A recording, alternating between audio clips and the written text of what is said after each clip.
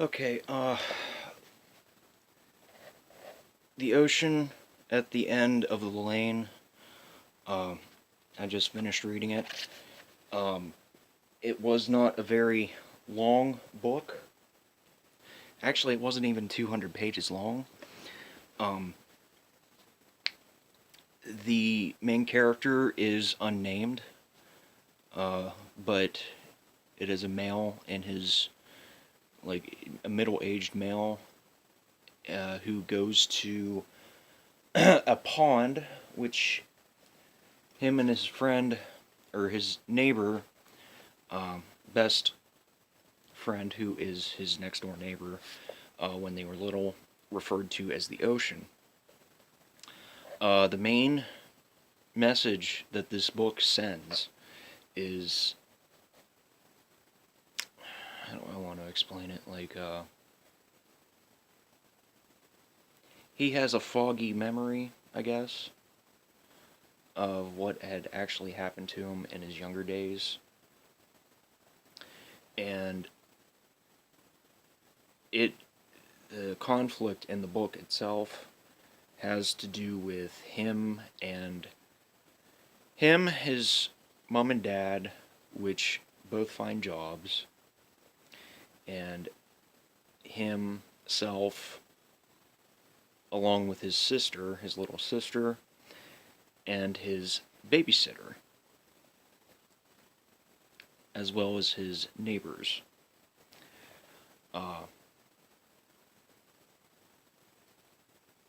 but as the story progresses, he finds out that his babysitter is,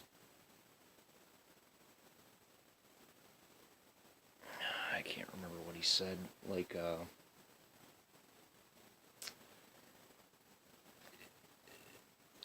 basically she can manipulate who she chooses, except for him. And his neighbor, who is his best friend, sacrifices herself in order so that he can live the rest of his life. And in the prologue and in the epilogue,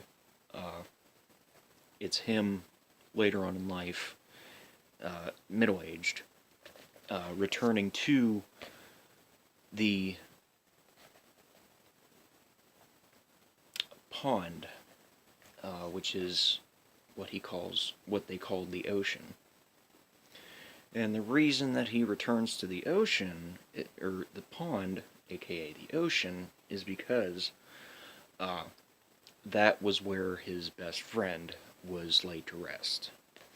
So, I have read other books by Neil Gaiman. I've read, I believe the first one was Good Omens, and I've also read Stardust, I've read Coraline, and the Graveyard Book. This is the fifth one. I would like to read American Gods and Neverwhere someday, but I really enjoyed this.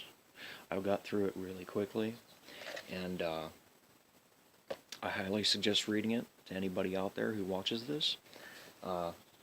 It is a page-turner, a real page-turner. Even though it's out of my element, which is fantasy, I would highly recommend it, reading it, to anybody who likes fantasy, or it was fantasy. It is fantasy, but it's also like surreal. It deals with surrealism. It's a kind of a tongue twister, but yeah. Anyways, till next time, peace.